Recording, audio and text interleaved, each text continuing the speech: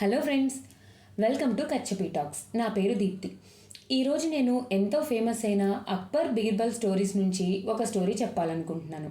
ఈ స్టోరీ పేరు బీర్బలా మజాకా. ఇంకా లేట్ చేయకుండా మనం స్టోరీ స్టార్ట్ చేసేద్దాం. అక్బర్కు బీర్బల్ అంటే ఎంతో ఇష్టం. అయినా అప్పుడప్పుడు సరదాగా ఆట పట్టిస్తూ ఉండేవాడు. కానీ బీర్బల్ తెలివిగా తప్పించుకునేవాడు. అక్బర్ చాలాసార్లు బీర్బల్ను ఓడించాలని చూసినా అది సాధ్యం కాలేదు.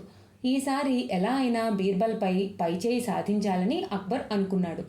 ఓ రోజు సభ ప్రారంభం కాగానే అక్బర్ బీర్బల్ని పిలిచాడు. బీర్బల్, నువ్వు రాజుకు విధేయుడివా కాదా అని అడిగాడు. జహాపనా, మీకెందుకొచ్చిందా అనుమానం? ఎల్లవేళలా నేను మీ విధేయుణ్ణే అని బదులిచ్చాడు బీర్బల్.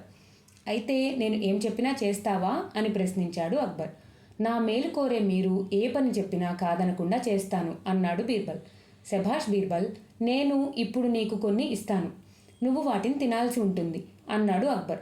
ఓ తప్పకుండా అని వినయంగా బదులిచ్చాడు బీర్బల్. నువ్వంటే నాకు చాలా ఇష్టం కాబట్టి నీకు మరో అవకాశం ఇస్తున్నాను. బాగా ఆలోచించుకో. చేస్తాను అని చెప్పి చేయకపోతే నాకు ఇష్టం ఉండదు, చాలా కోపం వస్తుంది. అలా చేస్తే శిక్షిస్తాను అని నీకు తెలుసు కదా. ఇప్పటికైనా నువ్వు నీ మాట వెనక్కు తీసుకోవచ్చు, ఏ శిక్ష ఉండదు. అలా కాదని నేను ఇచ్చిన వాటిని తినలేకపోతే మాత్రం దండన తప్పదు అన్నాడు అక్బర్. ఖచ్చితంగా తింటాను ప్రభు అన్నాడు ధైర్యంగా బీర్బల్. ఎవరక్కడా అని అక్బర్ చప్పట్లు చర్చాడు. భటుడు చేతిలో పళ్ళెంతో వచ్చాడు. దానిమీద ఉన్న వస్త్రాన్ని తొలగిస్తే దగదగలాడుతూ వజ్రాలు, మిలమిల మెరిసే ముత్యాలు ఉన్నాయి. అక్కడున్న వాళ్ళంతా అంతటితో బీర్బల్ ఆట కట్టిందని ఆనందపడ్డారు. బీర్బల్ వెంటనే వాటిని తీసుకుని తన దగ్గర ఉన్న సంచిలో వేసుకుని అక్కడి నుంచి బయటకు వెళ్ళబోయాడు. బీర్బల్, ఏం చేస్తున్నావు? నేను వాటిని తినమన్నాను కదా అన్నాడు అక్బర్. నేను మీ ఆజ్ఞనే పాటిస్తున్నాను జహాపనా. మీరు తినమన్నారు కానీ ఎలా తినాలో ఎలా తినకూడదో చెప్పలేదు కదా.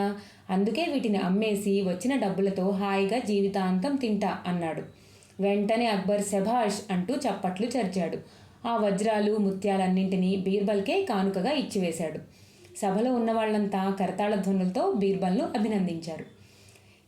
ఇదండి ఈరోజు స్టోరీ. నాకైతే ఈ స్టోరీ చాలా బాగా నచ్చింది. సో అందుకనే మీతో కూడా షేర్ చేద్దామని ఈరోజు ఈ స్టోరీ చెప్పాను.